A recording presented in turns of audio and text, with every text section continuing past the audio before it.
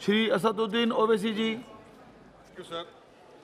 Sir, I want to bring to the notice of August House an important issue, sir, that many children have died by consuming the cough syrup called conversant, which contains a deadly chemical called diethylene glycol. Sir, a few years ago in Ramnagar village in Jammu, dozen children also died by consuming this diethylene glycol-laden tonic called Cold Best. Both these were manufactured by Digital Vision.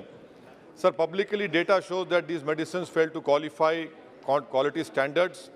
We have the Drug and Cosmetics Act 1940, which treats such a serious offence.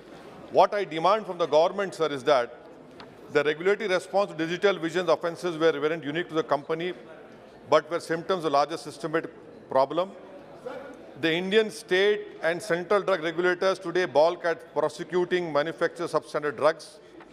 The Drug Consultative Committee and Advisory Body to state regulators have issued a controversial guideline that prosecuting every case of substandard drugs would lead to the harassment of manufacturers.